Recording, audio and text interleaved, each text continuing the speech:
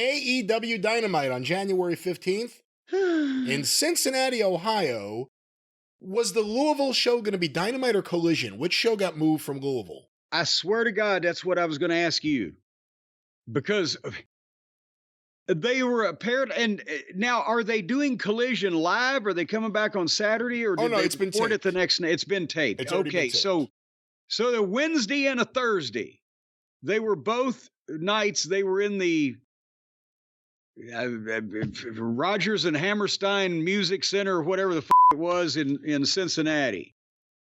One of them was supposed to be Broadbent Arena in Louisville. The Andrew J. Brady Music Center. Isn't he the fucking guy that got shot next to Reagan? Andrew Brady? No, that's the Brady Bill. What's his first name? James Brady. The Brady Bunch? James Brady. I thought it was Robert Reed. But anyway, one of these... He liked getting shot in the face. Just hey, yo, come on. Oh. Anyway, one of these was supposed to be in Louisville, and I just thank goodness for the health and welfare of my city that it wasn't this one. But the problem became then that they had to find I don't know why, and it hasn't been talked about, and I assume it's probably there's an NDA involved, why they moved from, Broadbent Arena in Louisville, besides that it might have smelled like a fucking stock show. But now they had to, on short notice, put people in this small building in Cincinnati 2 nights in a row when, the only thing they had going for him in Cincinnati is it's John Moxley's hometown. He's probably been to a concert there. And so, you ought to run this because, whoo boy.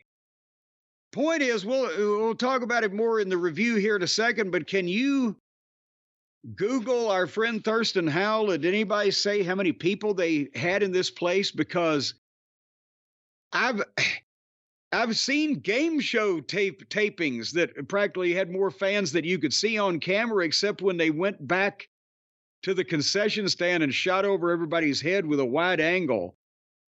But the general admission seats looked odd because there was it looked like people were sitting in a chicken coop up there. There was a wire apparatus in front of them that, looked odd. And then there was only like 3 rows of general admission or bleachers or whatever upper deck, whatever you would call it. And then it was a big flat room, right?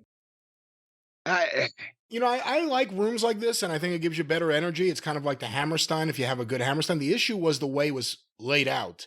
And I think if they had shot the camera a little off center, it wouldn't have been so bad. But dead against the camera was just a black wall. And they didn't put anything there. And you kind of needed something there because it felt a little blank, I guess. Yeah, well, and that's the thing is, I think part of the problem may have been it looked like when they were shooting from the back that some of the floor people were under an overhang, and if you'd have shot the other way, you wouldn't have. I don't know if you'd have seen them. It's a concert fucking music venue. It's not necessarily I don't know. I just thought it sort of looked like a giant pole barn. According to WrestleTix, 1,570 tickets distributed, which I think would have been a sellout, or approximately around there. And, again, if there were that many people there, you couldn't tell. And a lot of it's just the way the building, too, was laid out. Yeah. You looked at the first, I don't know what it would be, the loge, the first section above. The loge. The loge reserved. If you look there were people sitting, and it looked like they couldn't put anyone else there, but it also looked like there was a big gap between them and the next person. Almost like they were seats for like a single person with a lot of space. I don't know. But I think that it was bleachers rather than individual chairs, and I think people just didn't want to hump the person next to them when there wasn't, because I'm not talking on the floor. I'm talking about up. No, higher. I mean up, yeah. Up. That's the thing is that if they distributed 1,500 tickets, but if all of them didn't come, the farthest away seats would probably be the ones that you would have some vacancies in. One would assume. Speaking of vacancies, what's in between Dick the Boozer's ears? So they opened the show with an artistic video. A lost Q-tip. There you go. Dick, you and the Horsemen were explaining why we should care about what the fuck's going on tonight with Hobbs. I guess, right? This, again, every Moxley promo is terrible. He has words he wants to say, and clearly in his head it all kind of comes together. It's not coming together for a single other human being right now. I don't know why his friends aren't honest with him about it. You know, we've been saying it, they're the Boar Horsemen. It's the most boring faction of killers because they've tried to kill people. It's not like, I want to put him out of action. They wanted to suffocate him so he couldn't breathe. No, I like the bleach better. And then they wanted to pour bleach down his throat. It was security, by the way, but whatever. This was a complete example, though, of polar opposites. And you had the Boozer and the Horseman. He's rambling and they're showing the footage of whatever they're doing, but it doesn't explain anything about what the hell has been going on or what this whole thing is. But then they transition to Hobbs and he's speaking and he looks like a star. And in probably 30 seconds, and maybe it was edited, but what the fuck? At least it came off on television. He cut a great promo in plain language explaining kind of why he wanted Moxley, how he got to Moxley, and why he wants to kick his ass.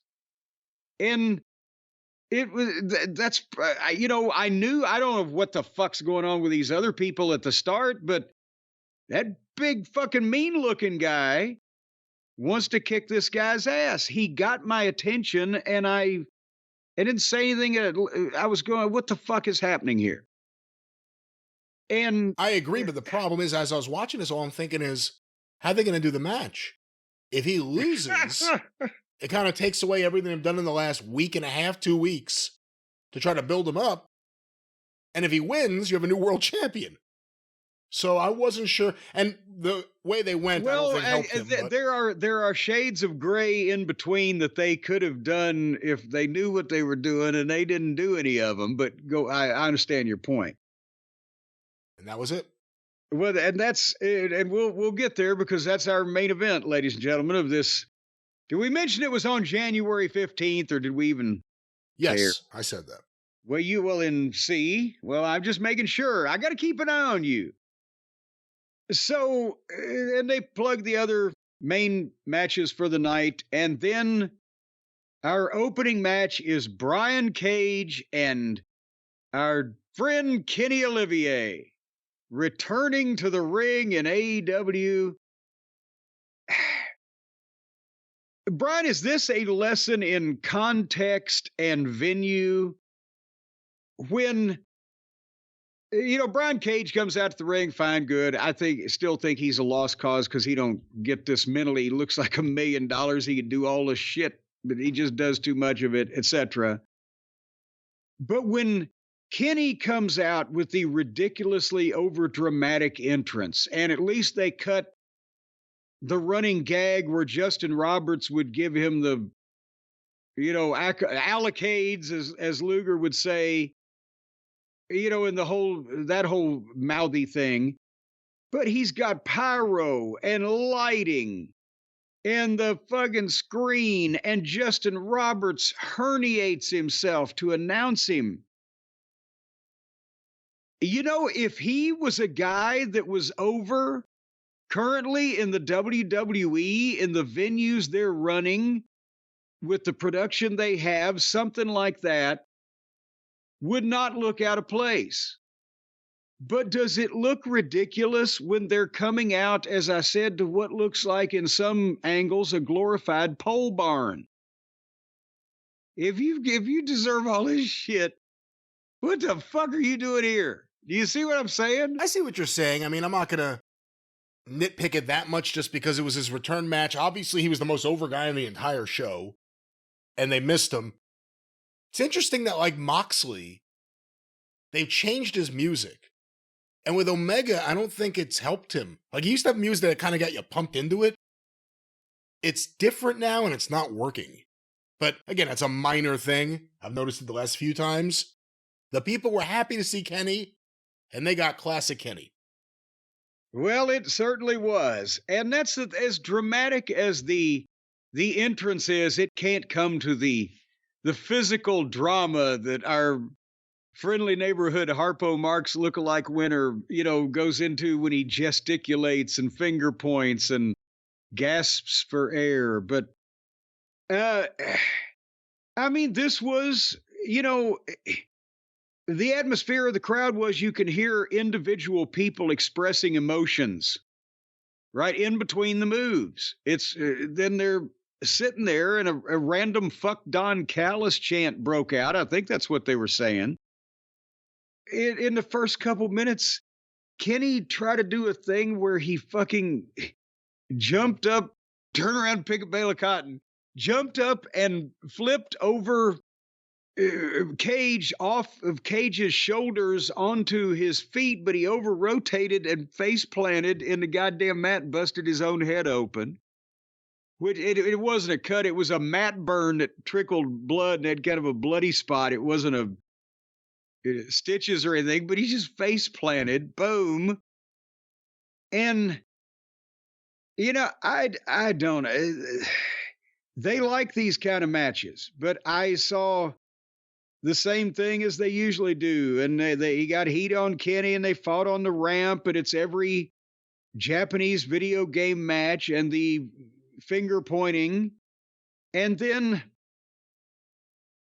again, at one point, Cage, I had to go back a couple of times and just see how obvious this was. Cage climbed up on the turnbuckles while Kenny was on the apron.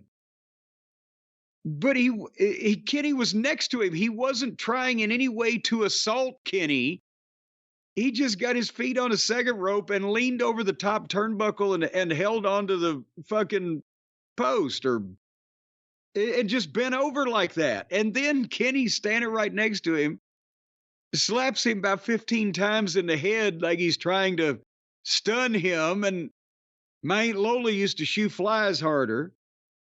And then Kenny jumps from the apron to the top rope and flips over and power bombs Cage off the top rope. Or that's what position Cage has been in for the previous 15, 20 seconds.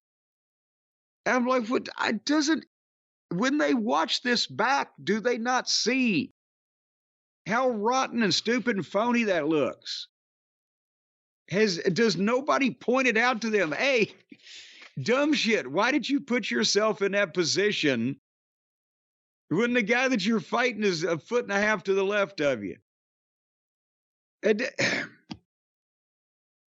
then Kenny ran and missed a knee lift on a stationary target. He hit Cage in the arm, and Sockface it was a glancing blow. At first he said direct hit, I think. Well, no, and then when the replay showed that he hit his shoulder, then they had to say, "Oh, it hit his cheek." No, it didn't. No, you know what? I think at first he said, "Oh, a direct hit," and then he realized, and somebody else said a glancing blow, and then they fucking compromised in the middle. I don't know.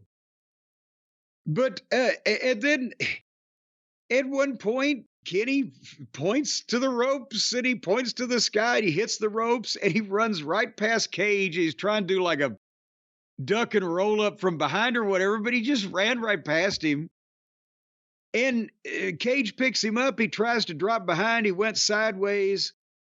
They went back and forth, and Kenny hit a big knee lift that looked good. And then Cage is on his knees in the ropes, and he hits another knee lift and looks like shit because there's no place for the guy to take a bump. And then instead of doing anything else or just covering the fucking guy, he leaned Cage over the ropes and got in between his legs. Maybe I'm not like it sounds. Let me back up. He picks Cage up, who's supposed to be halfway stunned into incoherency, and leans him over the top rope. And Cage is having to lay there while he leans his head, Kenny does, in between Cage's legs. And then Cage can hold on to the top rope and help Kenny pick him up for his fucking finish, the one-winged angel or the one-winged fairy. I forget which it is. Lazy cover 1, 2, 3. That's the only finish in AEW they've ever put over strong. If you really think about it, who else has a finisher? I guess Moxley choking people to death.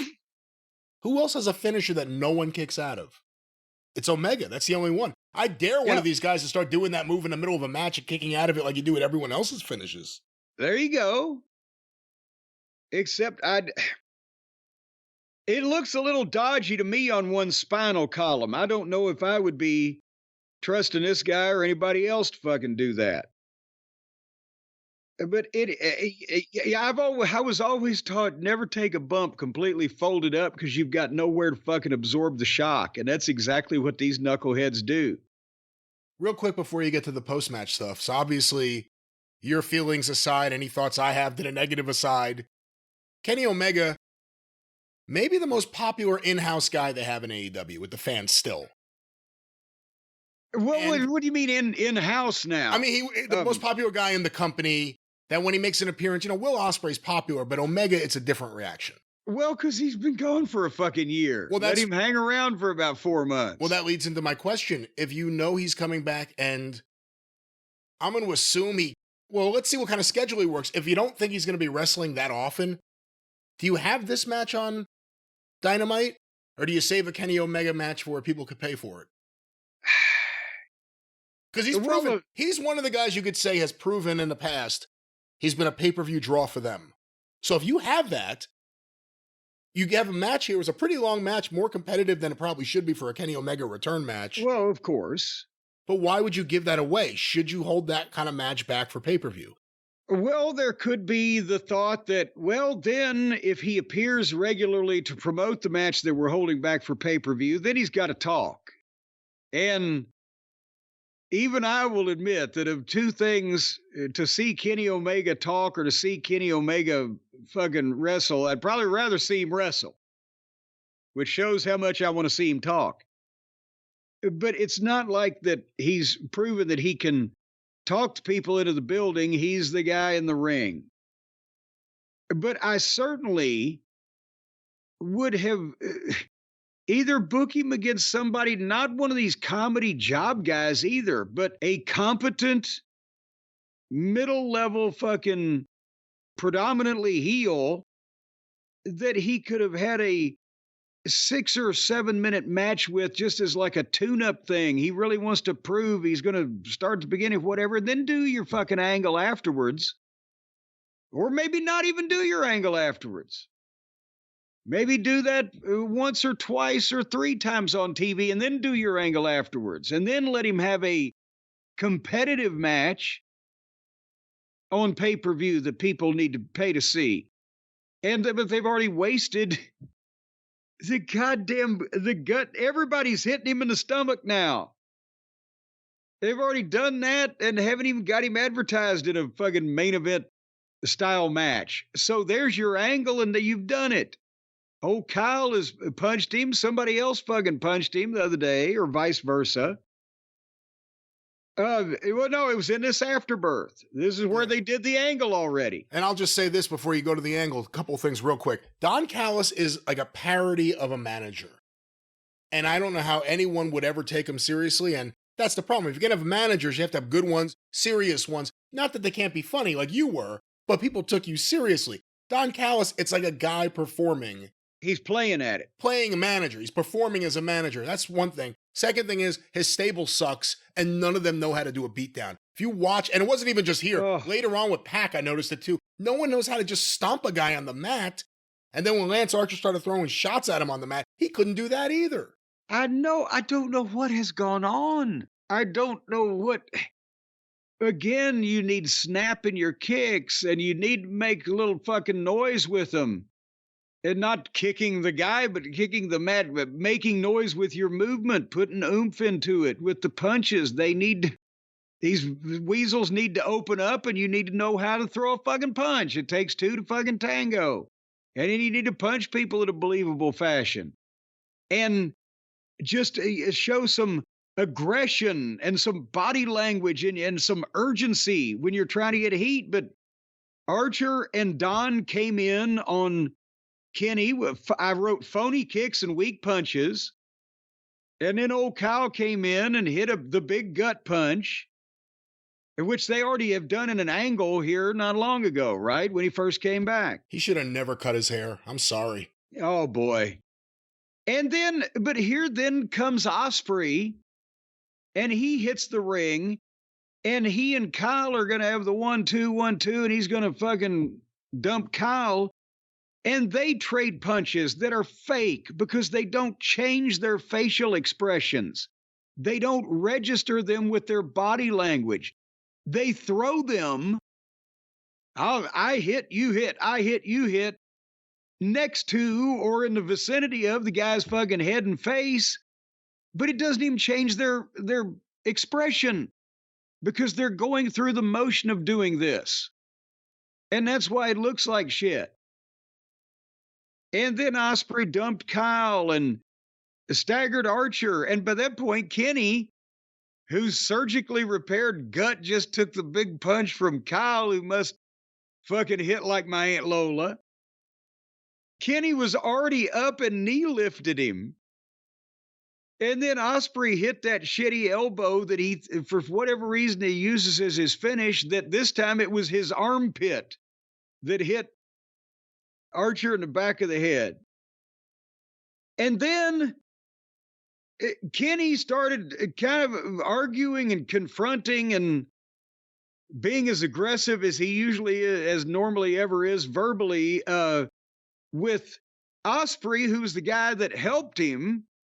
But then he shoved Ospreay out of the way and dove out on Kyle, who apparently was going to try to jump him. And so I don't really know why that Kenny would be so ungrateful, but we didn't find out because as soon as he did the dive, the music hit, and here came Take a Shit. And he just got in the ring, and he and Kenny just started trading forearms and punches without selling them. And it was a small ramp. It was kind of ridiculous to hit his music for the run-in.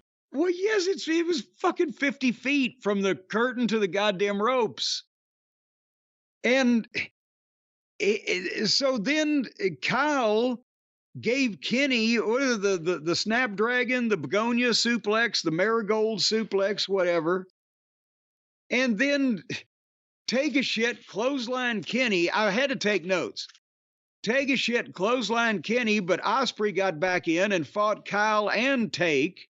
But they stopped him and then gave both guys brain busters next to each other.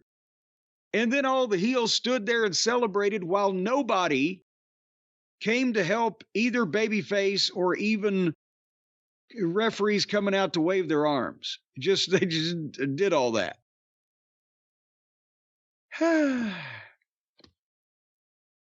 Well, what'd you think? I mean, I thought the match went too long. I'm not a Brian Cage fan. Every time I want to give the guy a chance, the match goes too long and I get to see too much, I guess.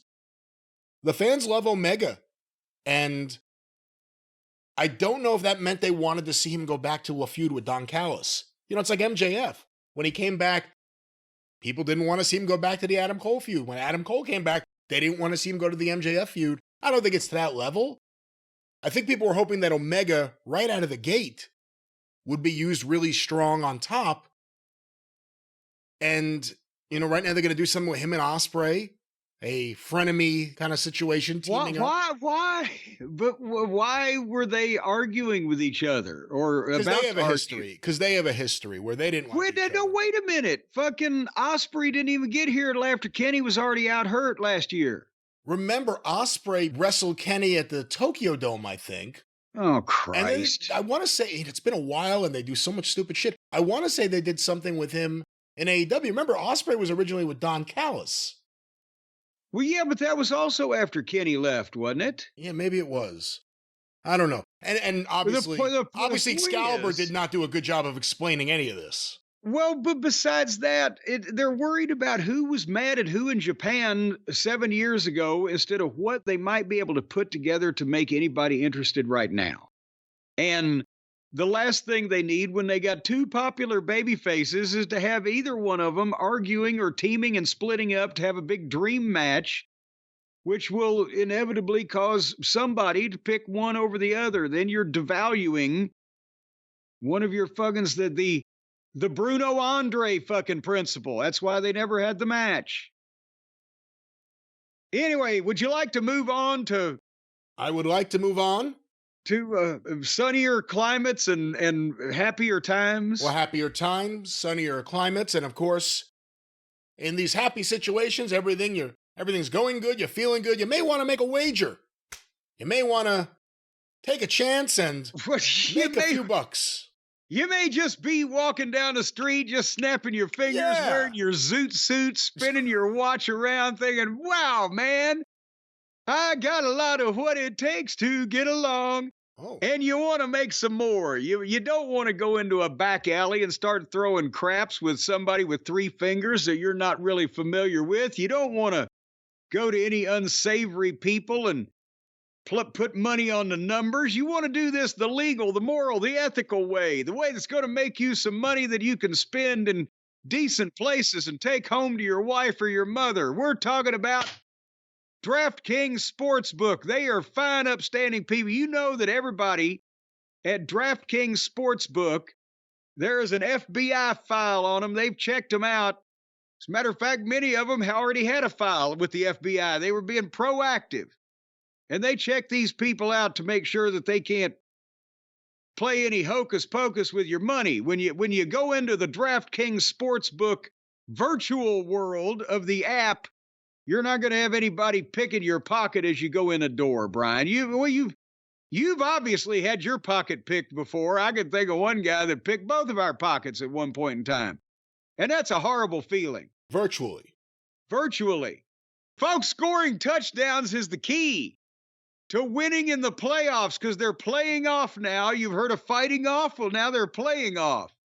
And all over the NFL, they got playoffs. I guess that's it. Or is it time for basketball playoffs? The Harlem Globetrotters are here this week. Can you take bets on the Harlem Globetrotters? You cannot. We're on the road to the Super Bowl. Are the Harlem Globetrotters really in Louisville this week? They certainly are. They had a Globetrotter spinning the ball while walking through the snow on the news the other day. Or I believe it might have been today. I recently saw the Harlem Wizards, who were kind of like the Globetrotters.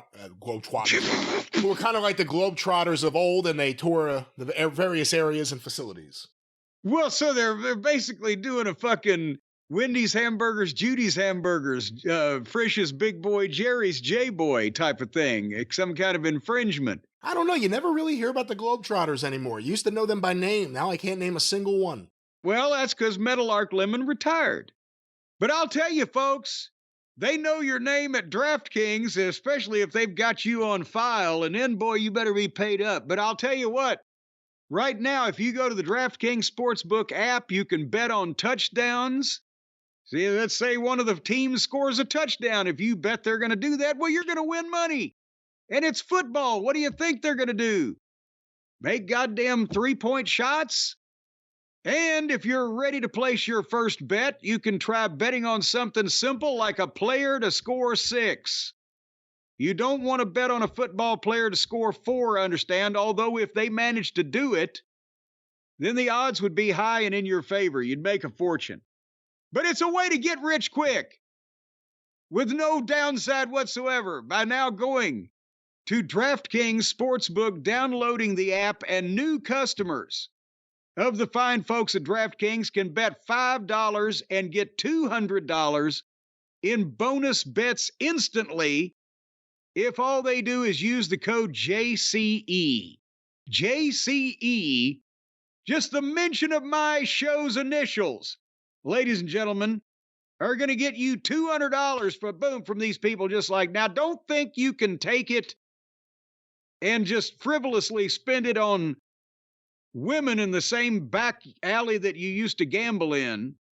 It's $200 in bonus bets with DraftKings, but they're going to give it to you just like that. That's why it's a bonus. Boom. My bonus finger is working. See that bonus finger, Brian? Right now, only on DraftKings Sportsbook, the crown is yours. But Brian, is that audio from our friend come in yet? Oh, he's been so busy working on so many things that he has not. We have nothing, no. Well, in closing, I'd like to tell everyone, gambling problem? Call 1-800-GAMBLER. In New York, call 877-8-HOPE-NY or text HOPE-NY 467-369. In Connecticut, help is available for problem gambling. Call 888-789-7777 or visit ccpg.org.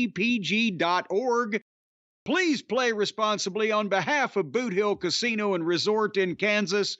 21 plus age and eligibility varies by jurisdiction. Void in Ontario. Bonus bets expire 168 hours after issuance of them. Same things. For additional terms and responsible gaming resources, see dkng.co/audio and video kill the radio star. The crown is yours with DraftKings. And Jim, well, we got to keep the natural flow going here. That's right. And Jim, speaking of flow, there was more to leave the. I don't want to say anything bad. There was a lot more Dynamite to go. It was going to flow on. It was like Golden Rivers by I.P. Freely. Did you ever read that book? So, speaking of DraftKings, it wasn't Ricochet the king of something at some point? Wasn't he King Ricochet? Was that in the other company? Well, it wasn't here, yeah. Well, now he's gone from being the king of his own domain to an inhabitant of Swerve Strickland's guest house. He comes out to the ring. And the fans boo him, but this is almost kind of like they're kind of enjoying booing the guy because they don't really like him, I guess is what I'm trying to say. But they love saying Swerve's house. So now that he's messing around with Swerve Strickland, they can say Swerve's house. And he milked it for a while, but it wasn't like one of these epic milks on Raw, that goes on forever and the people it wasn't that overwhelming besides Swerve's house. And he comes out in a suit with the golden scissors in his pocket, the breast pocket of his jacket. Did you see that? I did. What does he have to do with golden scissors? What, besides the fact that he previously tried to or did stab the guy? I can't remember. It's just, one of many felonious assaults. But am I missing the Brutus the Barber Beefcake connection to the fucking hedge trimmers here? That why Ricochet is noted for stabbing people with scissors past 2 weeks ago? Until we first saw it, from the first time we saw it, that was the first time I saw it. I don't remember him ever having a connection to scissors. He has no hair. This could be the first time, maybe the last time, I don't know. You just butchered the Rolling Stones, but okay. So, they're old, and I can get away with it. But they're alive, and you should have some respect. Well, pahak patui, Mick Jag, I humble you. But nevertheless, the golden scissors were in his pocket. And his first words after all this dramatic milking of the kind of tepid response was, "You know what?" And I'm like, what the fuck? This fucking guy. And is he, you know what? Whatever you think, pictures speak louder than words. And it showed a picture on the screen of him over Swerve and Swerve's bleeding buckets and everything. And then suddenly Swerve's music plays. And while he's looking for Swerve, Nana slides in behind and hits Ricochet with a chair and knocks him goofy. So now Nana has been, and I haven't been an advocate of this, but Nana's been punked out and backed down with a cold, icy stare by every fucking heel. But Ricochet gets in with a chair and just knocks the shit out of him. And then Swerve comes from the other side, from the entranceway, and has a logging chain and takes a big swing, is going to whip Ricochet with the chain, and Ricochet rolls out on the floor and does the stumble thing, pretending like he can't get to the exit, which is the exit door on the other side of the arena is 50 feet from the ring. And so he throws a security guard at Swerve and then takes off out the door into the snow and ice. They've just made Ricochet the biggest fucking flunky in the world, have they not? I mean, and not just with this, but just he came in with the big fucking hoopla and was going to be a major babyface and is one of the top guys, beating the other top guys. And has it been 6 months? And he did. Bleh.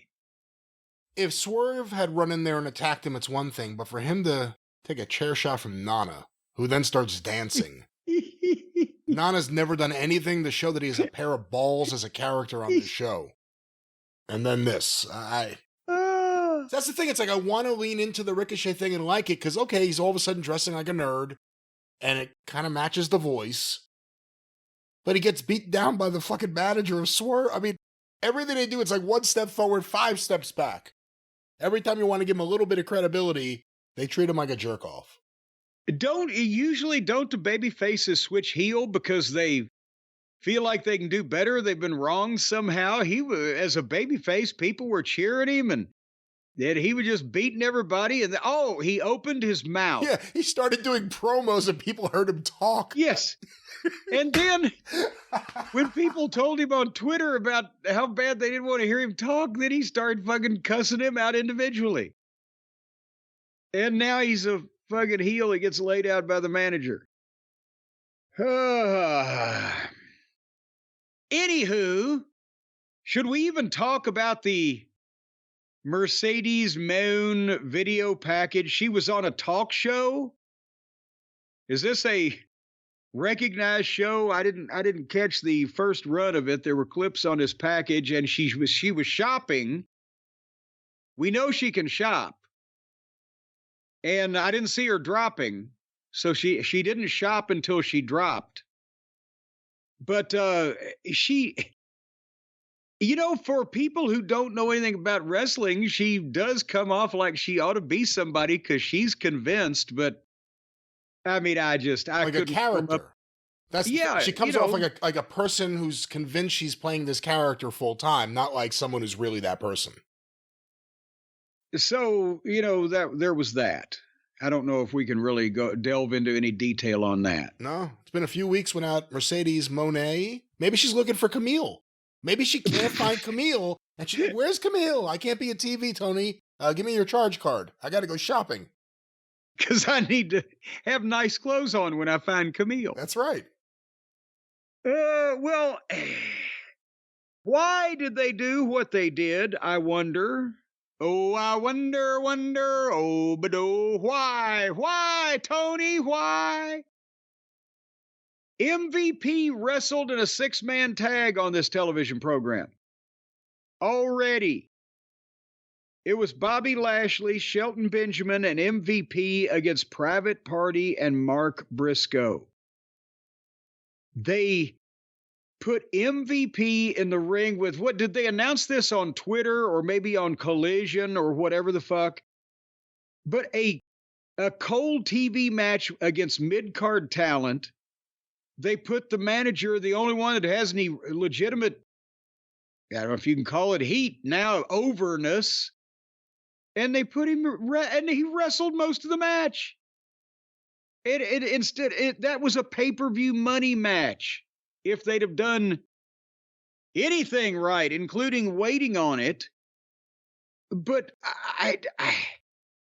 this didn't do these guys. I mean, Mark Briscoe is a great pro, but he's been rendered somewhat meaningless. But Private Party ain't ready to be in this position, and the match wasn't good. A lot of times there was silence from the fans because they're like, what the fuck? These three guys could obliterate, and they kind of like Mark. Neither Private Party guy got in until I think they'd gone through a break. It was a mess. It looked like at one point Shelton Benjamin gave the green-haired private party guy something, but Shelton sold it and got covered for a 2 count. And then Lashley gave up Mark Briscoe an incredible belly-to-belly throw on the floor. But it was just in the middle of all of this mess. Private Party number 1 jumped off Private Party number 2's back to do the big leg lariat back kick in the corner and almost flew through the ropes and fell out of the ring and barely touched Shelton Benjamin with the kick. And then Lashley chokeslammed one and Shelton suplexed another, and Lashley speared one and Shelton Germaned the other and super kicked him 1, 2, 3. But the MVP did not need to be in the ring in just some fucking match. That is something you should have saved for a legitimate pay-per-view draw. Private Party shouldn't have gone on, honestly, 5 minutes with Shelton Benjamin and Bobby Lashley. They're not ready to be in that, and it was too long. Besides, they just started indicating that there was going to be some kind of thing with Lashley and Shelton as a tag team against Private Party. We were just talking about it last week. We were talking about how exciting it is. And you know what? That could be something for the tag team. Well, you were talking about how exciting it was. I was talking about good, then they can put the belts on Shelton and that's what I'm saying. And move on. Well, I'm saying it would be a different look for the tag team division, and it would be a whole new set of matches like them against FTR, things we've never had. Then the next week, they put him in a 6-man match with their manager who's not wrestled in AEW before. Again, MVP was like an Intercontinental Champion stuff a while back. He's a fantastic manager. I don't even remember the last time I've seen him wrestle. Well, they said it was 2.5 years since he'd had a match or whatever on commentary. But again, the point is that's why it should have been saved for a pay-per-view main event. And not with Private Party. With the next more credible tag team, hopefully, out there that Lashley and Benjamin would be working with. And then MVP does something that they have to go and get another guy, and he's forced into the thing and blah, blah, blah. We've done this drill many times in many ways over the years, and this ain't it, bro.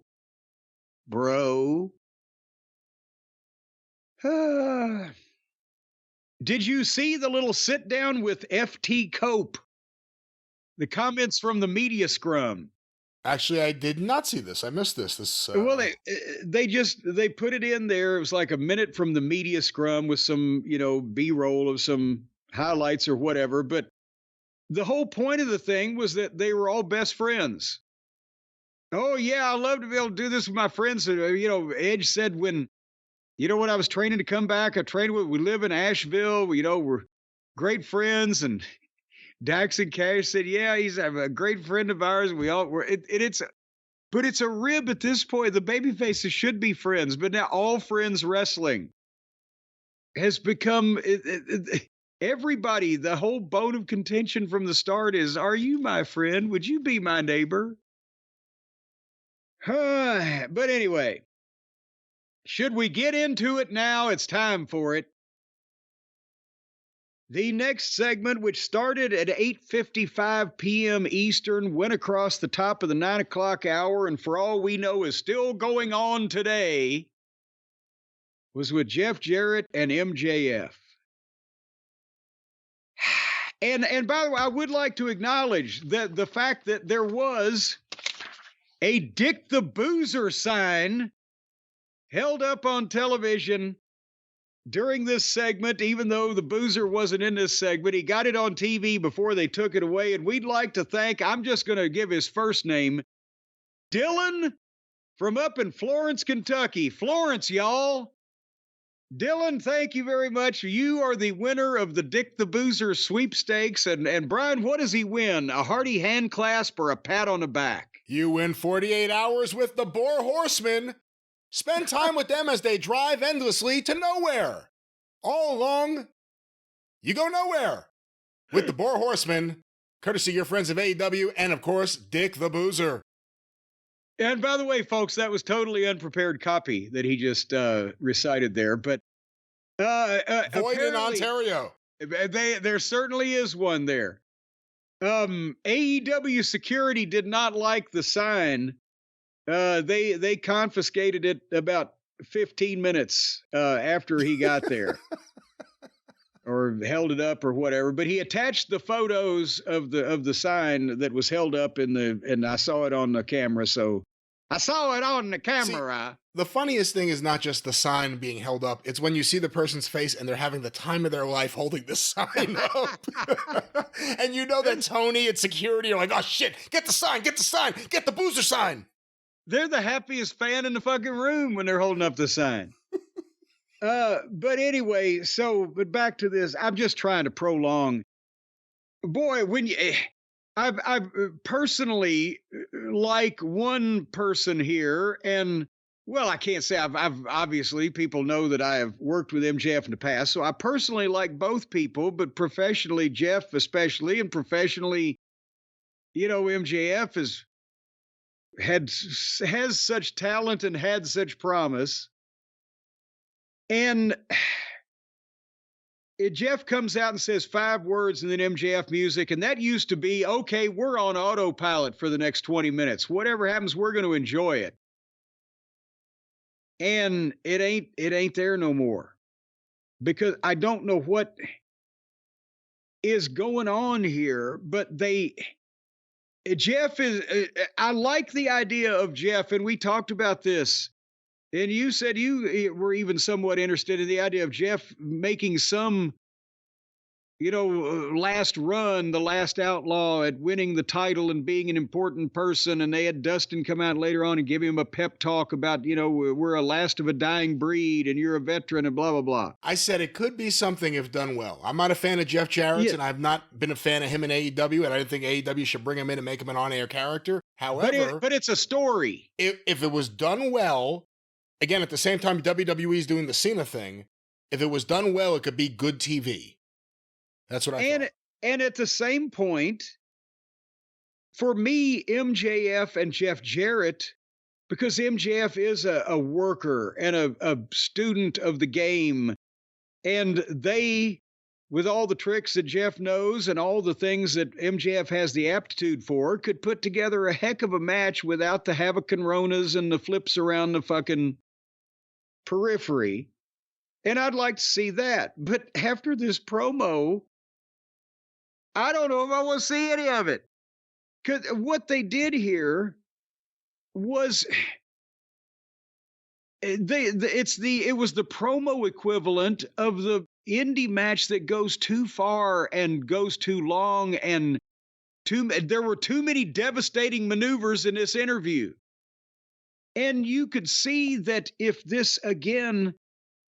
all things were equal and this was on WWF or WWE television, and it was Cena or Punk or Rollins or whoever their top cunning linguists are that were cutting Drew edge to the bone promos at each other, that one of these 10 or 12 lines that they uttered would have and then the other one may have come back with one more line or just started the fight. You see what I'm saying? Yeah. But this was a goddamn complete, fucking Friars Club roast evisceration of both guys practically. But I mean, MJF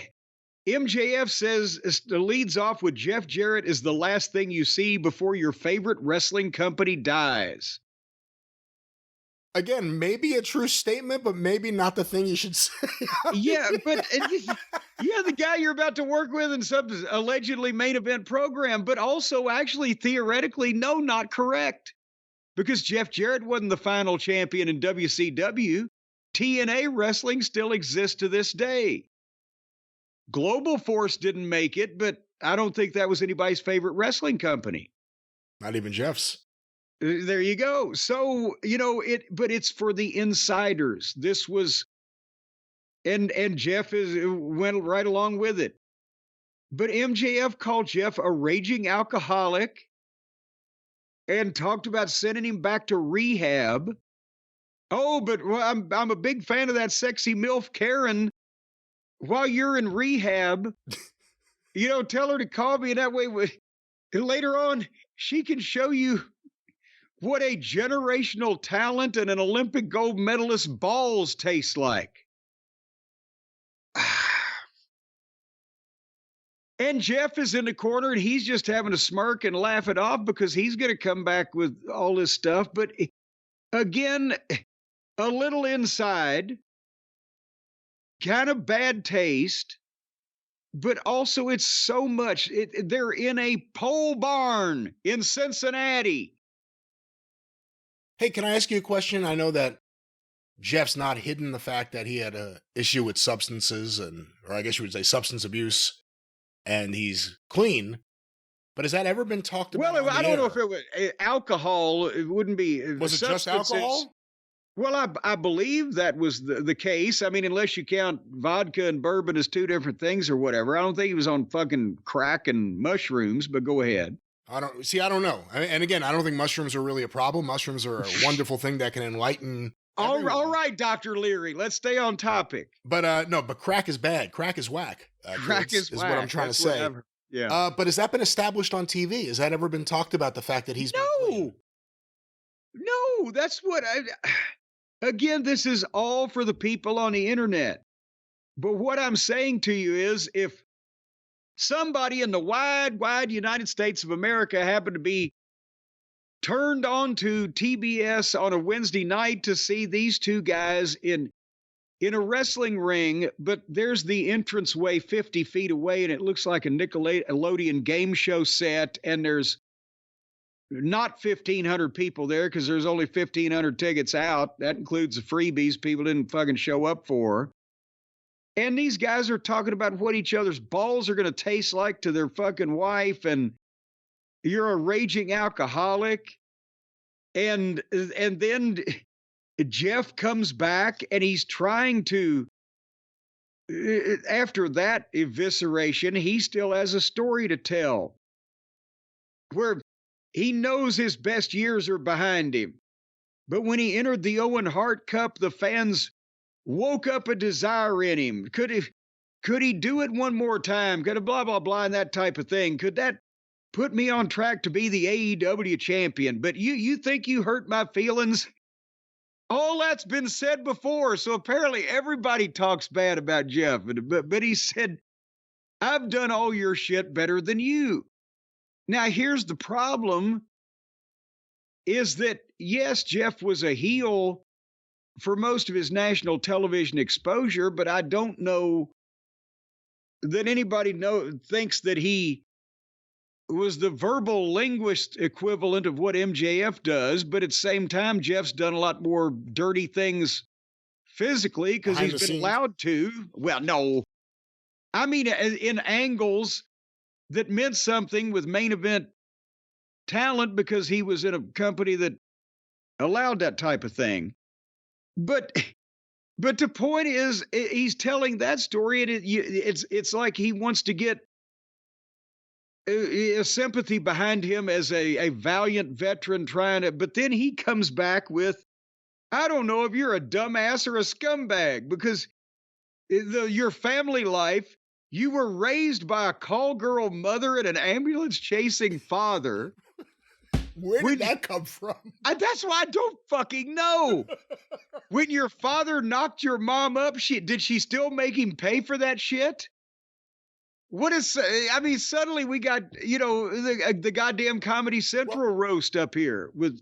The other problem is MJF, no matter what lines he's saying, he'll try to get into the intensity of it, and he tries.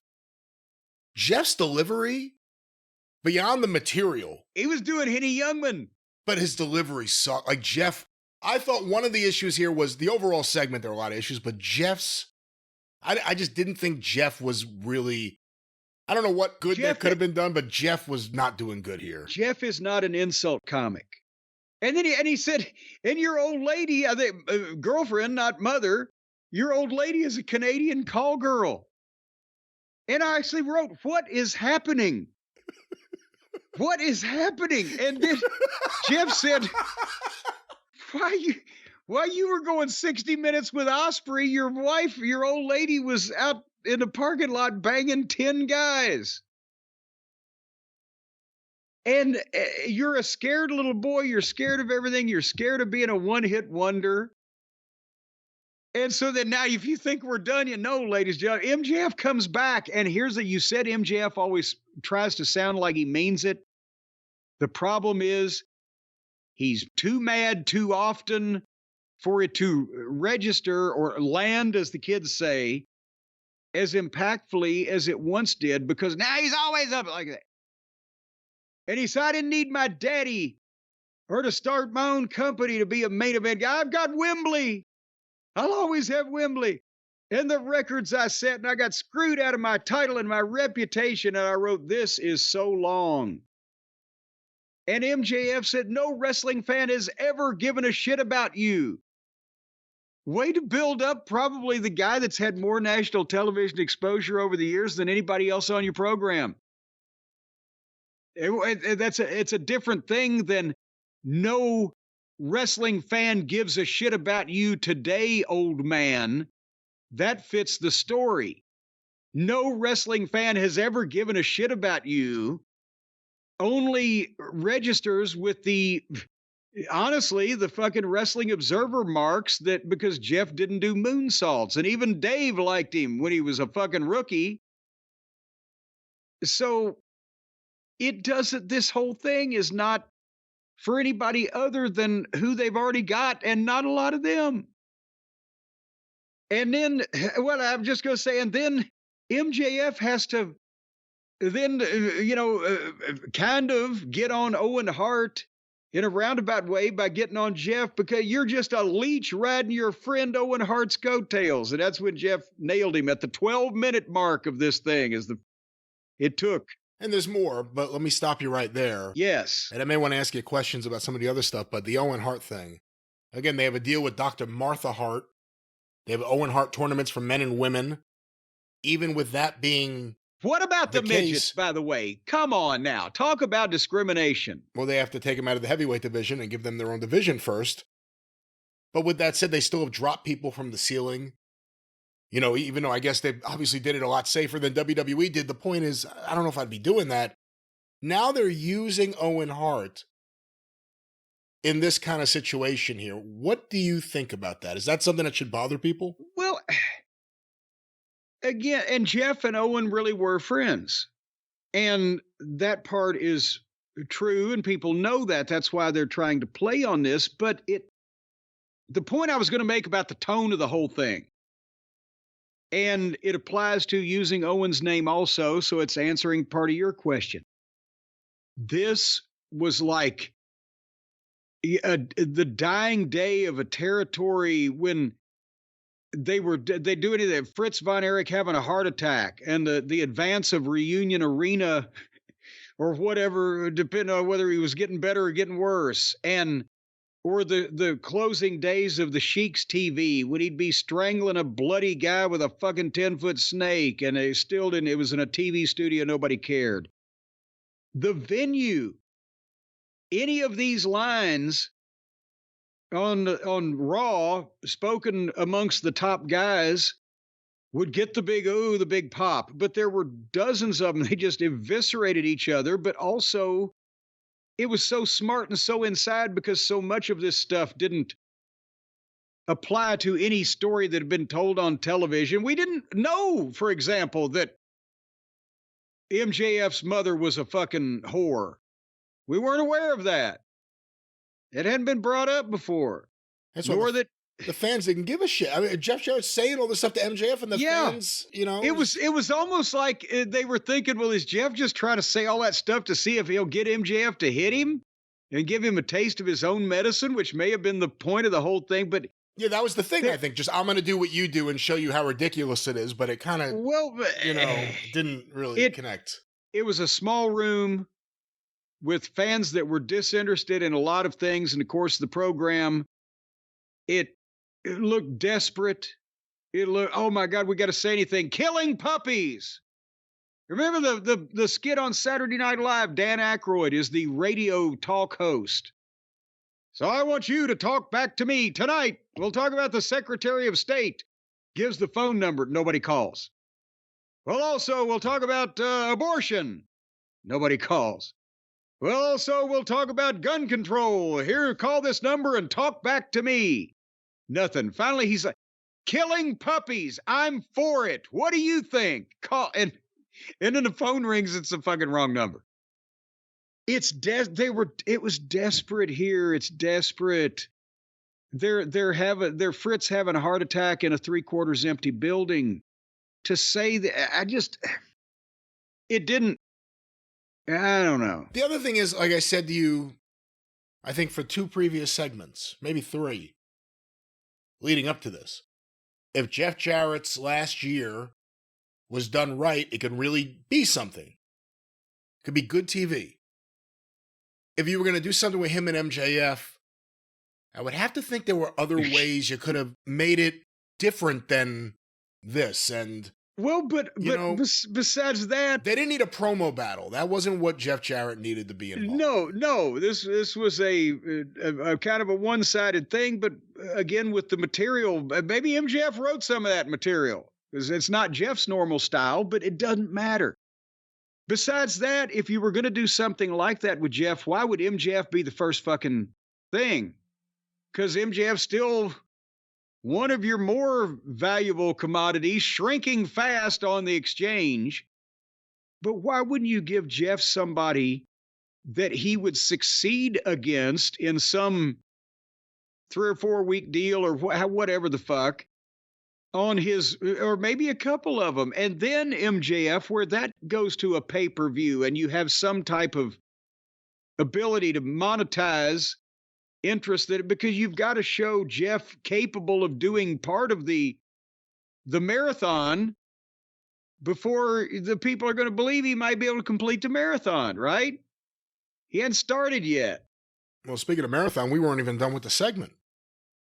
Well, yeah, because then finally when MJF said that about Owen and Jeff pickled him, he got on him and started beating on him, and security came in. And actually, the people booed a little bit, security, the idea they were going to break it up. And then Karen comes in, and she's trying to pull Jeff back. And as MJF gets up, he grabs Karen and hides behind her and then bails out of the ring and runs off. What I thought they were going to do for a second, and at this point, my God, they might as well have shot somebody, is I thought MJF was going to come out of the corner with the diamond ring and Jeff duck and him pickle Karen. But I bet that crossed somebody's mind. But again, it's all like, oh, Jeff is signed for 1 more year and he's going to try to march to the title. And then, well, here's MJF. Well, goddamn. I don't really see that Jeff should come out on the winning side of a feud with MJF, but he didn't do anything to prove he was capable of any of this yet. Timing. I think the material was an issue. I think the way this is going is not connecting with people, but I think Jeff specifically, even if he was given bad material, his delivery and the way this all came off did not work at all. Yeah.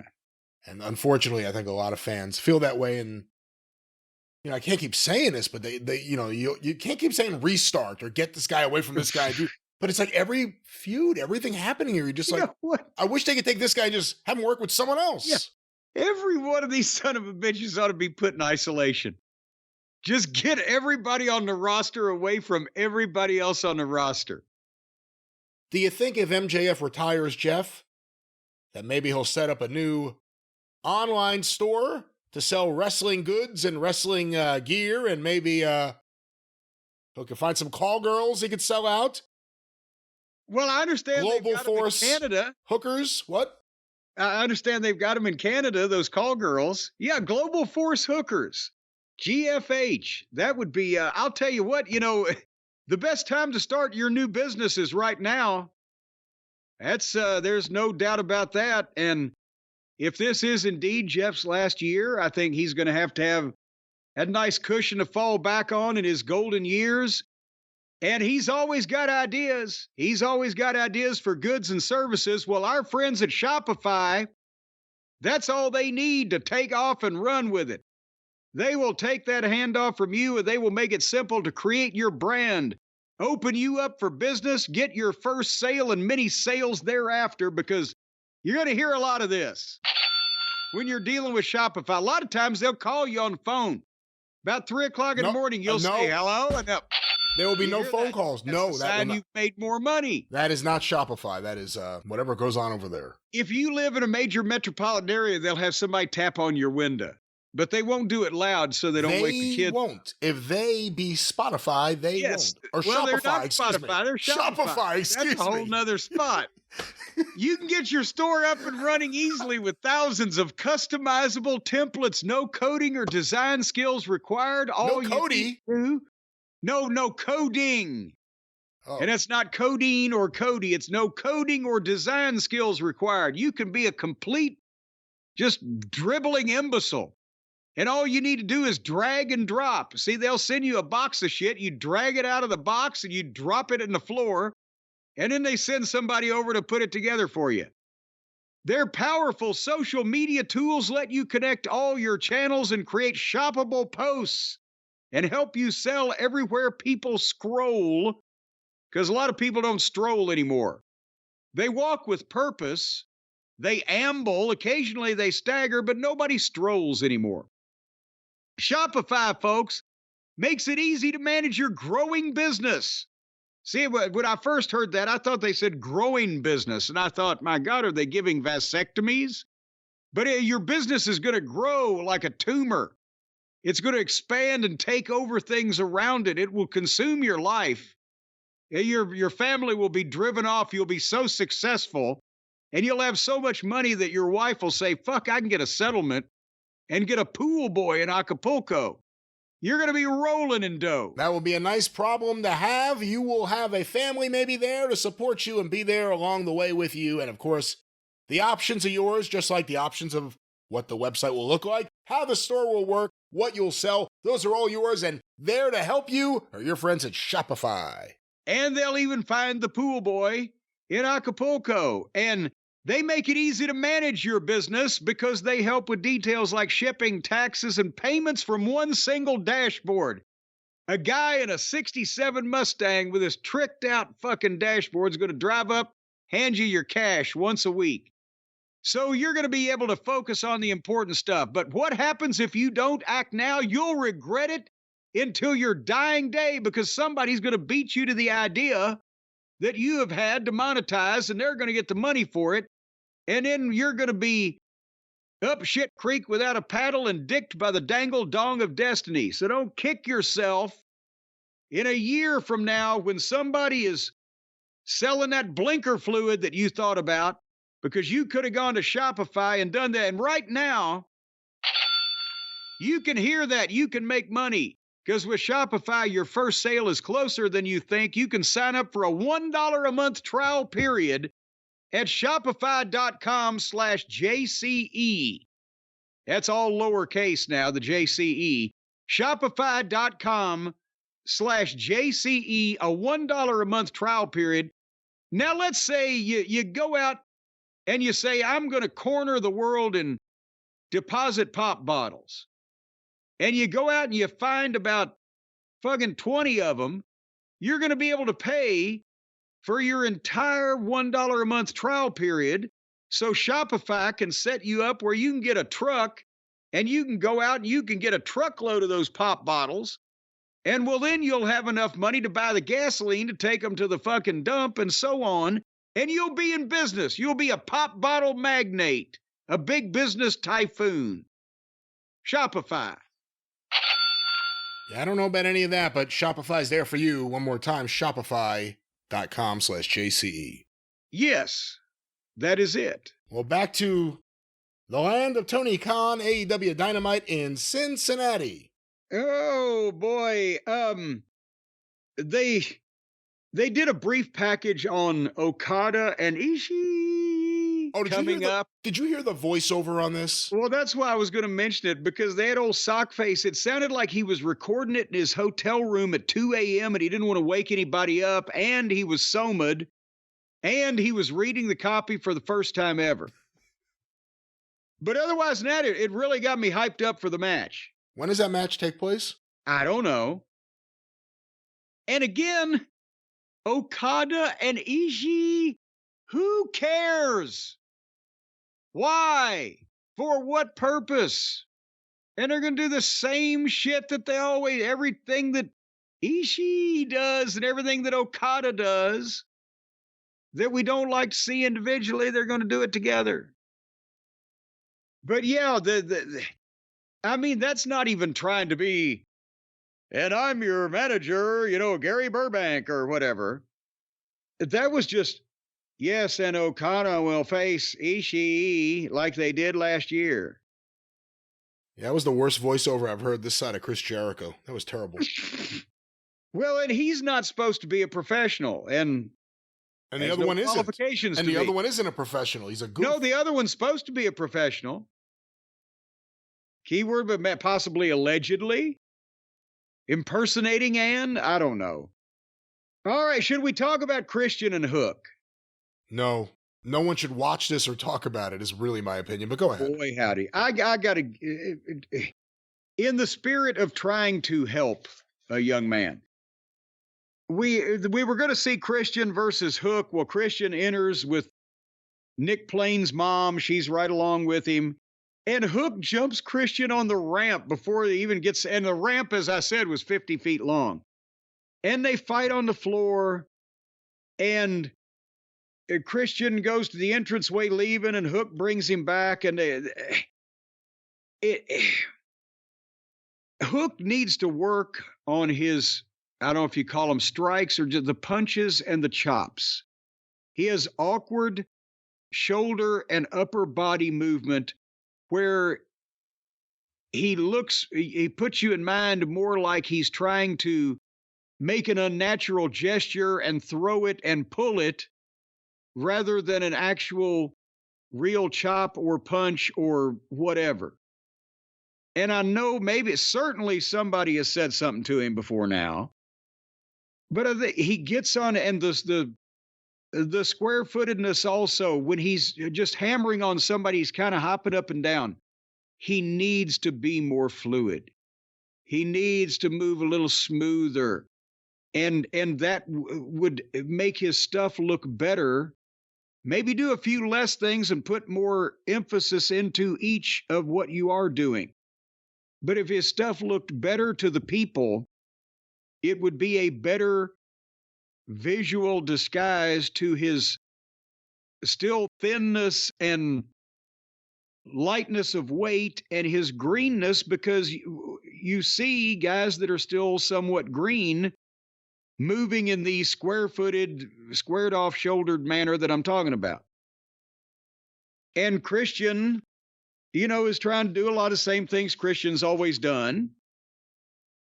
But there was, it was a fucking match.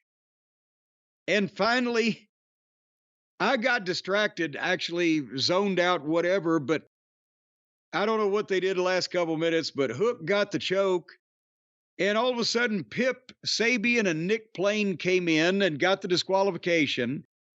Remember when they wouldn't have a run-in and a DQ on a pay-per-view main event that could have led to a rematch in the early days, but now they'll just DQ random TV matches? No bullshit finishes, no ref bumps. Those were the early days of AEW. Well, that's before they found out that they couldn't go without them. Then they do too many of them at the wrong time.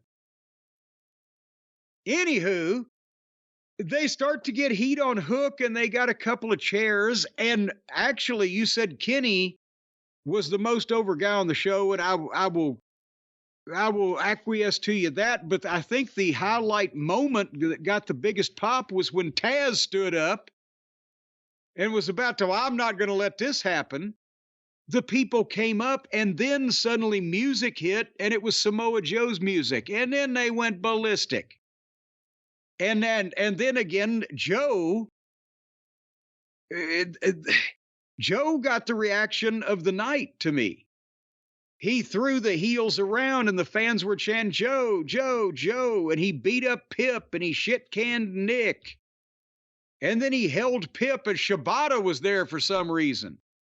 Shapoopy. And Shapoopy kicked him. And the heels bailed and the people went crazy for Samoa Joe. And how long has he been gone? It was Was it a December of year? 23, wasn't it? Well, he beat MJF at World's End, right? That was the beginning of Yes. the year. And then he lost the belt a few months after that. It's been almost a Right, year. yeah, it's been a year. That's right. He won it in December of 23 and lost it not Well, the other thing terribly is, long afterwards. we just said this about Omega and Don Callis, and we said it about MJF and Adam Cole. Wasn't Samoa Joe doing something with Hook right before he left? They were friends, yes. And the choke and the mentorship. Right back to that. All right. Well, they're trying to be consistent. But they've had now multiple guys from Omega to Samoa Joe show up in the last few weeks that the best thing for their business would be them just instantly beating Jon Moxley, getting a monster pop. Yeah. And a restart with one of those two guys as the world champion. I'm sorry. That's the truth. And they ain't done it. And they ain't gotten that. All right, you son of a C. Cook. What? You told me, you got to watch the women's, because I did not try to watch this program live, because I nodded off on Raw. I would have probably gone into a coma for this. It's not, I can't be up past 9 o'clock Eastern time at night. I'm too old. So I watched this the next day, and you already said, well, watch the women's gauntlet. It's not that long. The fuck? That's like saying the Bataan Death March wasn't that long. Oh, come on. Compared to everything else on this show, it was relatively short. No, it wasn't. Only the height of the participants. No, there were some tall women in there, it seemed like. Well, no, there was. And that's another thing you're going to have to identify for me. Well, hold on a second. They had a women's gauntlet match. And obviously, people come in at random times, apparently. And it's, it can end at any time, like the announcer said. Well, it certainly could have. As far as I was concerned, I was in agreement with them. It could end at any time. But the first two were Chris Statlander and Jamie Hayter, which last time I checked, weren't those both baby faces? But they had to wrestle each other for however long until Statlander gave Jamie a big move of some description and music played, and here came what looked like a fucking, what were the female Vikings were the Valkyries, right? She's dressed in a goddamn headset, looks like some Bob Mackey 70s share business going on here. Megan Bain. And I'm like, who in the wide, wide world of sports is Megan fucking Bain? And apparently she is an aforementioned, she's a Viking. We know by the way she dresses, but she's from Stardom in Japan. How come now? At first, all the Japanese girls were 4'9", weighed 80 pounds, and looked like, Japanese fucking Adrians from Rocky. And now all the girls from Japan are 6 feet tall English women, or American women, or Caucasian women, however you would term it, with long fucking hair and big upper frontal protuberances. She had a look. I mean, she was all right in the ring as best you could tell in a chaotic match like this. Yeah. But she had a look. If you had someone like that you were bringing in and going to do something with, would you just debut them like this? That's why I thought during Statlander and Hayter, the announcers pushed, well, it could end at any time. If a pinfall, nobody else will get to come in. I thought, Megan Bain, here she comes. Look at this, Amazon. She's going to beat these other two up, and they're going to put her over, and nobody else, it's going to end, right? Oh, no. Nothing ever ends in AEW. No program or nothing ever ends. She got in the ring, and Hayter was on the floor somewhere selling the one bump that Statlander had given her, and Megan Bain and Statlander fight. Well, now Statlander's the biggest girl otherwise in the match, so now immediately Megan Bain's size is somewhat normalized. And she gave Statlander a big move and covered her, and then Jamie Hayter saved. So then Statlander rolled out, and Megan Bain and Jamie Hayter fought. And then here's the problem. the longer that Megan Bayne went, at first you thought, oh shit, put her over now. Boom, new women's champion. Yeah, boom. And then the longer this went, the more you're like, maybe not. She picks Jamie Hayter up for a vertical suplex and holds her. And then it looked like they were trying to do the spot where Jamie rolled through with a small package because she let her down or lost her. And then Jamie tried to roll through, but Megan Bayne landed on her fucking head in the small package. And Jamie Hayter just rolled away. And then Megan Bayne rolled out of the ring. And then here came Julia Hart. So now Hayter jumped out on the ramp and started fighting Julia Hart. And we went to the break, and that was Megan Bayne's window. And the windowsill slammed on her knuckles because now she's one of the girls. So they came back, and Willow was trying to fight with Megan Bayne. And now she was kind of wandering a bit, Megan. And they were fighting in the ring and on the floor at the same time. So now it's turned into a mess. And Toni Storm comes in, and now it's back and forth with all of them. And people dove off the stage. And then Harley Cameron. What in the world, Brian, do you see in Harley Cameron for this fine wrestling program? That's not what I said when I put her over to you last week. I didn't say she was fine for the wrestling program, although I did enjoy her here. I thought she did a good job with what they gave her. But she is a talented, good-looking woman. When I say talented, how many good-looking women in skimpy outfits do you know that are good ventriloquists? What? She is incredible as a ventriloquist. She could play guitar. She could sing. If I was managing her... Hold on, wait a minute. Just has anybody ever asked that question before? How many good-looking women in skimpy outfits are good ventriloquists? Exactly. If I was managing her, I would turn her into a national star. Not wrestling. Get away from the wrestling. But... back away slowly from the wrestling. Exploiting everything else about her, from her character to her ventriloquism, and we'll focus on that. Exploiting everything from her character to her honor, to her integrity. No, that's not what I'm saying. Honestly, to her morals. Very talented woman. Very talented. They would all be exploited. If I had a talk show, I would have her on at least once a month. If I had a Harley, I'd talk her in the morning. No, but see, the problem is someone has to write her skits. See, that's the thing. She has the ability, but someone needs to actually be able to write her act. So you just want her to be a mere puppet that you can just stick your hand up her and make her do things. That is not what I'm saying. That is what she's saying, and that's not even what she's saying. That's what the dummy says. You can't see what she says. She's that good. Blame it on the dummy. She's that good. You big dummy. Well, I'll tell you who the big dummy was. Julia Hart. And Paul Winchell. And did you ever see Paul Winchell in skimpy clothing? Paul Winchell lived in Point Lookout, so I grew up hearing all about Knucklehead Smith and Jerry Mahoney. Did you ever go up and ask Paul to throw his voice? And if you did he throw you out? He was in the Three Stooges movie. What was it? Stop, Look, and Laugh? Was that it? Yes, he was the host. That's right. The compilation of fine stooge efforts. But we are making all the 70-year-old listeners feel like kids again right now. I'm over here at the Alzheimer's home, they are rolling in the fucking... We're probably going to flatline some motherfucker over there. Well, he shouldn't have been listening to us on a ventilator. Folks, if you're intubated currently, please turn off the program. Julia Hart, this time, remember last week or whenever it was, she spit mist that nobody saw, that the announcers called and the girl sold, but that you couldn't see anything on anybody?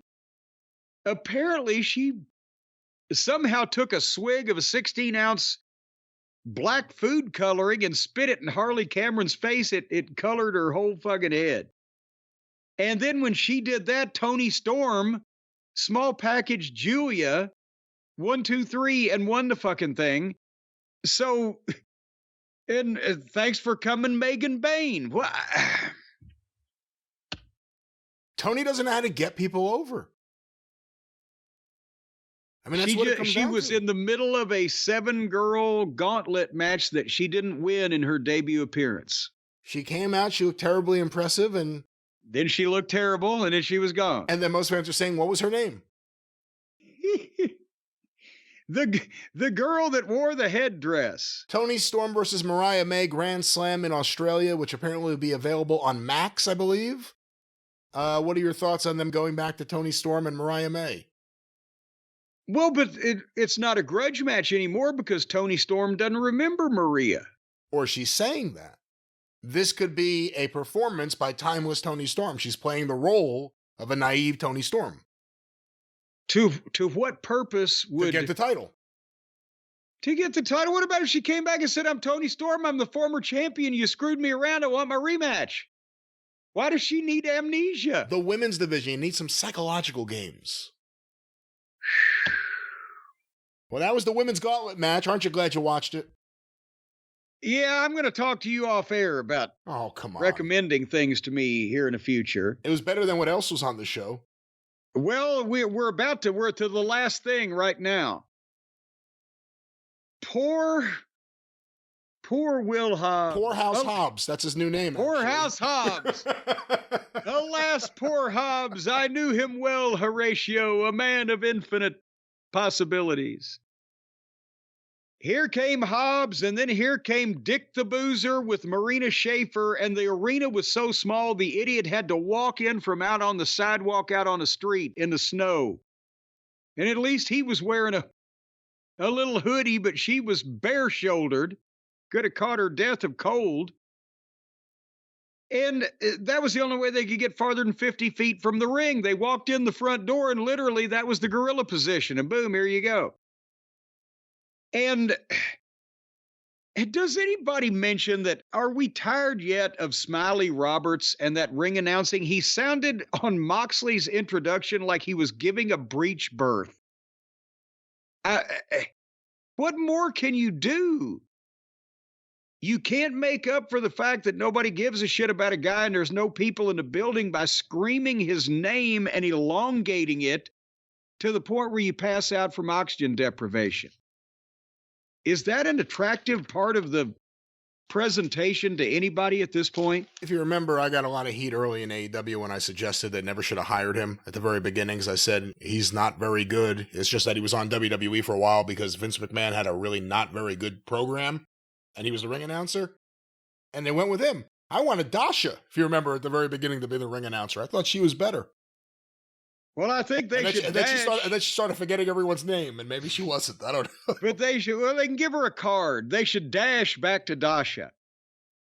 But anyway, so the main event is Hobbs and Moxley for the title, and Hobbs won the match and the opportunity, I should say, to get this match. And then before the bell even rings, here's Pac and here's Claudio, and they're surrounding the ring and getting up on the apron and trying to get like they're going to get in the ring, and the referee is staring at him.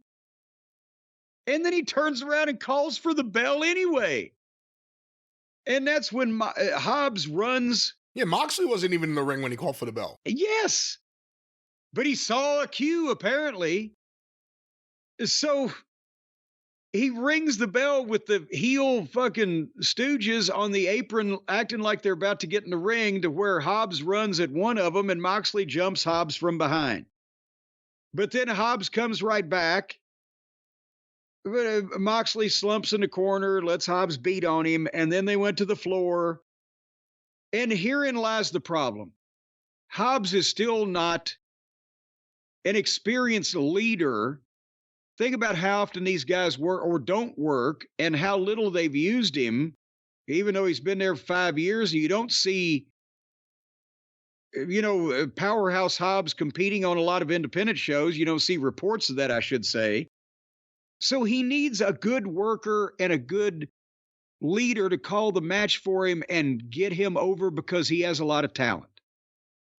And they need to set the pace until he gets more experience. And Dick the Boozer ain't any of those things.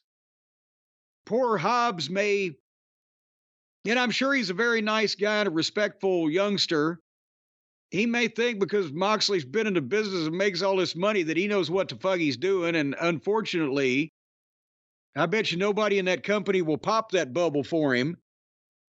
But they fought into the arena and wandered through the fans and then came back to the ring where Hobbs was biting Moxley's ear so they could go to the break. When they come back from the break, Moxley has bladed his ear. But it's bleeding profusely. He's covered with blood from the fucking ear. And why did we need biting the earring out? And then they trade forearms. And again, a really experienced veteran that's over as a heel that could call a match to accentuate Hobbs' strengths and keep him on the right pace. Don't let him rush. Don't let him wilt. Those type of things. You got something here. But if Moxley's going to have him do all of this fucking goofy shit that Moxley likes to do, you've done damage. Hobbs picks Moxley up. He's standing on a second rope and gives Moxley a power slam off the second turnbuckle. And when they landed, Moxley grabbed an arm submission. He himself a fucking power slam, this unprofessional, outlaw-looking fucking prick. He looks like he ought to be digging a ditch on community service. And then Hobbs rolls out to the ramp. Moxley draws the referee's attention, and here comes Wheeler Useless out of nowhere and does the flying big knee to Hobbs on the ramp. But Wheeler took a bigger bump than Hobbs did. He splatted on that fucking hard service, popped right up, and ran off. And then, as soon as fucking Hobbs is rolled back in the ring, he spinebusters Moxley. So why did this fucking moron just run out and fucking give me the big knee, and the next thing that Hobbs does is offensive? How is this? And then Marina Schaefer hits Hobbs in the head with the briefcase, and it staggers him, and Moxley schoolboys him and gets a 2 count. And then Moxley hits him with his double arm DDT and gets a 2 count. And then Moxley got the choke on him and choked Hobbs out. They did this completely backwards. He should have hit him with his finish, the DDT. 1, 2, kick out. He should have got the choke. And Hobbs stood up underneath him and was walking him across the ring.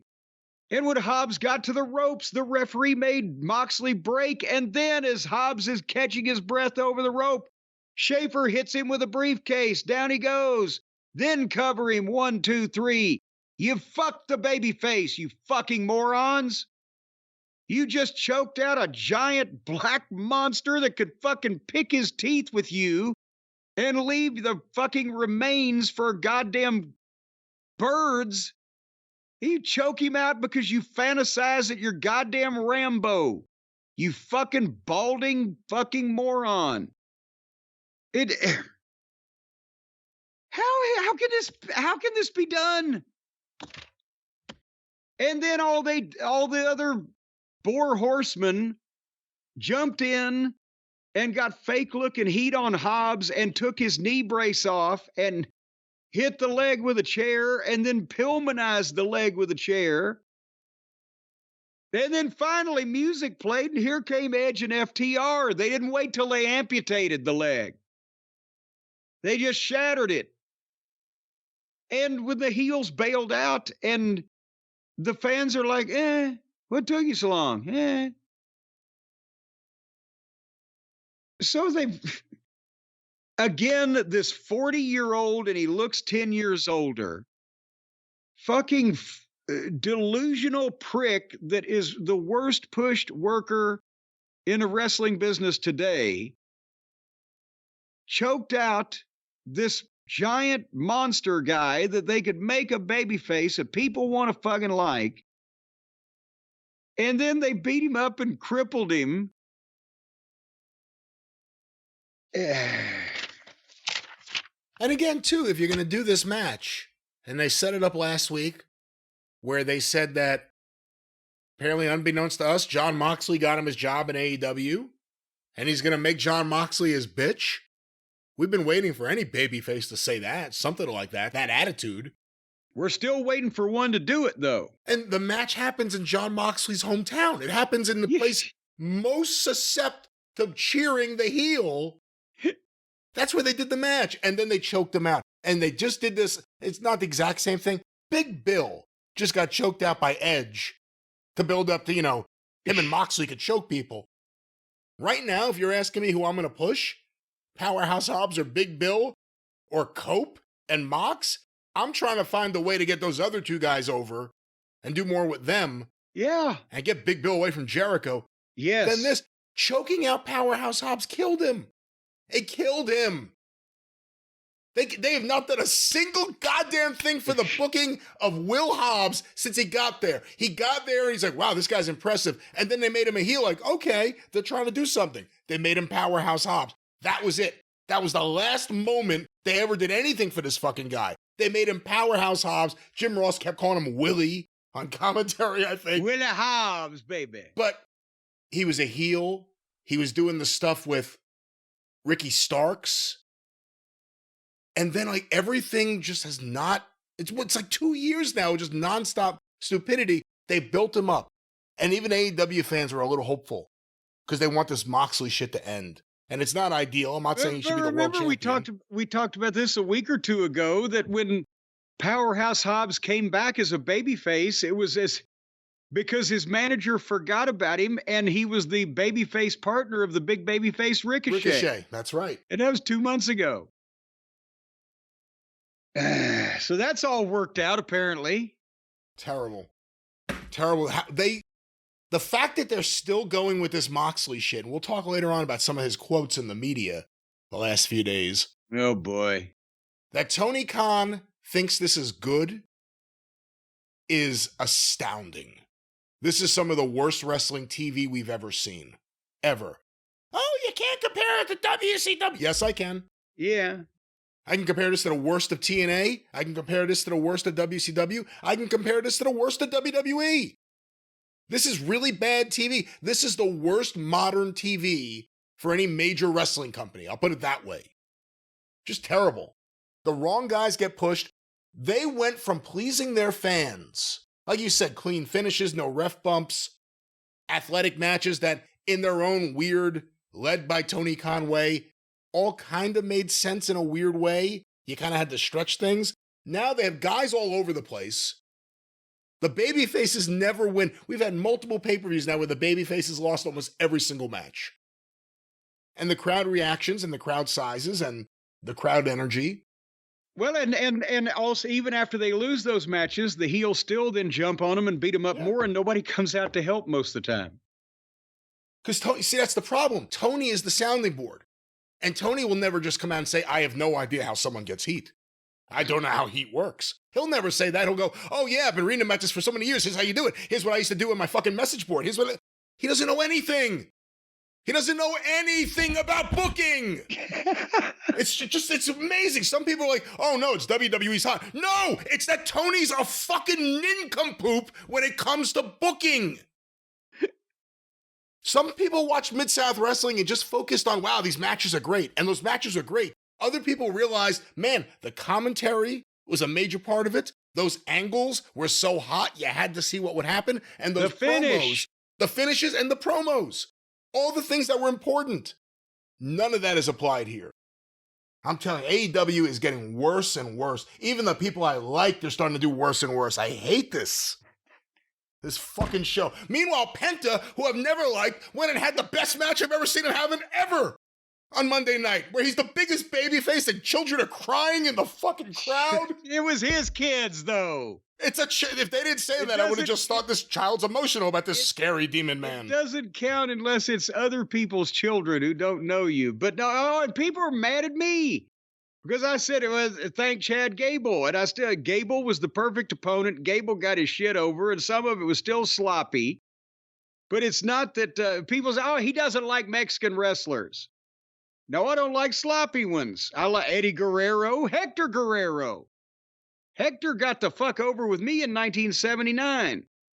Rey Mysterio, back in the day, if we want to go pure lucha, wasn't Negro Casas pretty Pretty fucking sharp. He's still pretty good. He's like 65 or something. Jesus Christ. Well, but I remain to be fully convinced about old Penthouse, but we shall see. He did look much better, but that would be hard not to. Well, that was AEW Dynamite. Another big week, another big Cincinnati show. We'll see what happens the next time they go to Cincinnati. Maybe there's a barn. But Jim, let's talk about ratings as I turn this piece of paper over. We have ratings for AEW Dynamite as I drop my pen, making noise all over the place, ladies and gentlemen. Yeah, you're going to get in trouble for making all that noise over there. I already am anticipating it. That's why I'm trying to give myself an out. Let's talk ratings, Jim. How you doing? Well, I'm doing pretty good. Ratings, how are you? I'm still trying to get this piece of paper over. Hold on, here we go. The ratings you can't turn a piece of paper over. You need to be exercising. Turned it, and then it turned itself over because of the wind from when I punched a table, and then AEW Dynamite, Jim. Yes. January 15th, 2025 in Cincinnati, Ohio, from 8 to 10:07 p.m. on average. 679,000 viewers. Holy moly. So they made up for having nobody there live by having an extra, 40 or 50,000 show up this week on television. Well, that's, hold on here a second. And while you're applauding, according to WrestleNomics, this was up 10% from last week, which was 615, and 13% from the trailing 4-week average, which is exactly 600,000. So do you think they're mounting a big comeback? I don't know. I think Kenny Omega came back.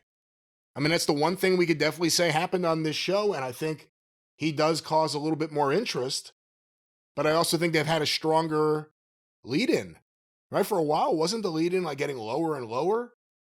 And I feel like the last couple of weeks it got in higher. Higher and higher. It's come in higher. I'm higher. Your lead-ins lifted me higher and higher. Now... Jackie Wilson. Well, Jackie learned a lot from me. Besides that, it does show that being on Max has not siphoned any of the cable viewers away, so they have alleviated those fears. Do we have any knowledge that anybody that wasn't watching before is now watching on Max, or is that yet to be determined? I have not heard anything public, but I also have not checked. I can check a little bit later on, but as I told you, I didn't think it was going to really be a factor one way or another. It's not Netflix where they're going 100% to for Raw. This is just a simulcast. This is just another cable outlet, if you really want to look at it another way. Yeah. So I don't think it's really doing anything. And again, I don't know if the archive's doing too much either. But let's go to these quarterly numbers. These were compiled by WrestleNomics. And it says, by the way, doesn't include viewership on Max. So this is not including Max numbers. Well, we figured that. We never thought it would be. Quarter 1, 8 to 8:15 p.m. Kenny Omega versus Brian Cage with picture-in-picture. 831,000 viewers. Ooh, that's bigger than they've been in a while. We go to quarter 2. The 8:15, 8:30 p.m., excuse me. The continuation of Omega versus Cage, the post-match with Ospreay, Fletcher, Archer, and an ad break, and the Chris Jericho promo. Yeah, boy. 703,000 viewers. Oh, okay. Well, because the end of the Omega match came in quarter 2, but there was still more stuff, and boy, Jericho will run people off like nobody's business. But it doesn't look promising that they lost 128,000 people before Kenny's match was over with, or right about the time Kenny's match was over with. Well, we go to quarter 3, 8:30 to 8:45 p.m. The Ricochet live promo and angle with Swerve, Strickland, and Prince Nana. The Mercedes Moné video, and the start of the Hurt Syndicate versus Mark Briscoe and the Privates with picture-in-picture, 683,000 viewers. And there goes another 20,000. They're down now to within 4,000 of their average, so we know that they've got further to fall, but holy mackerel, maybe they should have handled those Privates a little quicker. We go to quarter 4, 8:45 to 9 p.m. The continuation of the Hurt Syndicate versus Briscoe and the Privates, an ad break, and the start of Jeff Jarrett and MJF's live promo. 649,000 viewers. Oh, good Lord. This is also the low point in the key demo. It went from 234 to 212. Well, they've almost got to pick some up at the top of the 9 o'clock hour seg 5, which would still be mired right in the middle of the MJF and Jeff Jarrett character assassination segment. But just that they're down this far, this quick, ought to be somewhat disheartening. What is quarter 5? Quarter 5 is the big 9 o'clock hour, 9 to 9:15 p.m. The continuation of Jarrett and MJF live. The Hook versus Christian Cage match with picture-in-pictures, at least the start of it. 675,000 viewers. Key demo bounced back up to 246. So that probably can be attributed pretty much to MJF, but now it's 26,000 viewers. And less than that, but still something in there, or maybe about that in the key demo. It's one of those things you worry about when a lot of people see something, or, a good amount of people see something that may not be it's done, I think, almost 300,000 views on YouTube so far. But it's like, is that the video you want people to watch? You know what I mean? But we go to quarter 6. And the problem is also just the MJF effect is not there like it used to be, where he could instantly command a bunch more people to pay attention because of all of this falderall that's going on. But go ahead. I'll go back to what we said months ago. MJF should only be working with top guys. And Jeff Jarrett has not been used as a top guy. We can't treat him like a top guy. He's close to 60 years old. So, I mean... Hey, watch out now. It's the same problem. He's only 54. Oh, okay. I thought he was 55. I thought he was 57. He turned pro in 86? He turned pro in 1986, but when he started refereeing, had he turned 18 yet? But he's born somewhere around 1969, which would make him 56 this year, but can't remember when his birthday is. Boy, you'll 55. You'll defend him over anything. I said 57. Don't make him 60. Well, Jim, we go to, where are we? Quarter 6. 6. It's quarter 6. It's 9:15 to 9:30 p.m. It's Christian versus Hook continued. And the post-match with Samoa Joe. A Casino Gauntlet recap, an ad break, and Jeff Jarrett and Dustin Rhodes in the back. 642,000 viewers. And there's our low point so far, and we got 2 more quarters. We go now to quarter 7, 9:30 to 9:45 p.m. The Women's Casino Gauntlet match with picture-in-picture. 673,000 viewers. Holy shit, what an insult to Seg 6 that they got 30,000 extra people to watch that women's mess. Also, the high point of the key demo, 265. So, how many of them were males? Hey, listen, I'm all for, at this point, trying things. Make the entire show Women's Gauntlet. Just 2 hours of Women's Gauntlet, and let's see what kind of damage you could do to the business. Let's go to quarter 8. I remind you, 7-minute overrun. Quarter 8, 9:45 to 10 p.m. An ad break. And the start of Powerhouse Hobbs versus John Moxley with picture-in-picture. 606,000 viewers. Oh, good Lord. 7-minute overrun, continuation of the match, and then the post-match with FTR and Cope. 611,000 viewers. And that was supposed to be Impractical Jokers this week instead of Modern Family. And it was after this. And it was Impractical Jokers. The World Championship match is by far the lowest rated portion of the program. And that's an accomplishment. Bravo, Boozer. Yeah, I'd say the interesting things here are, once again, because this is not a new thing, John Moxley and the Death Riders drive off viewers, and no one's coming back to see them. You have a problem, you have a world champion people don't want to watch. The women's match, a big surprise there. It popped both numbers, the key demo and the overall number. The MJF Jeff Jarrett thing got a big improvement in the key demo number, but that's probably the best thing you could say about that. And at least the biggest audience, I guess, were there to see Omega do his moves with Brian Cage. Well, but they didn't see all of them. That's true. Because quarter two, they'd lost a bunch. But again, maybe they hung on for 3 or 4 minutes and then everybody just turned it off. I don't know. Every wrestling show is different, obviously, but what do you think about starting a show with a long match versus a shorter match and getting a promo or just something else so you have more things in the first quarter? Well, it's not any formula. It's what do we have? If you've got Stone Cold Steve Austin and Mr. McMahon in the day, you'd just give them 15 minutes first quarter or whatever. They'll talk. It'll be better. But sometimes you might want to start off with a hot match, but you don't want to make it, last a half an hour unless it's a match that's going to go.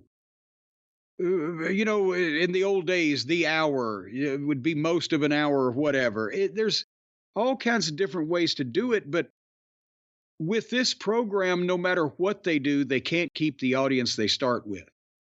They never do. So I don't blame them for wanting to put one of the bigger things that they want people to see on first, but at the same time, they can't let that go on forever while you got that big audience at the start, get the point across and get somebody else out there that may be able to hook them too. And maybe you can keep a few of those. I don't know. This is a unique problem.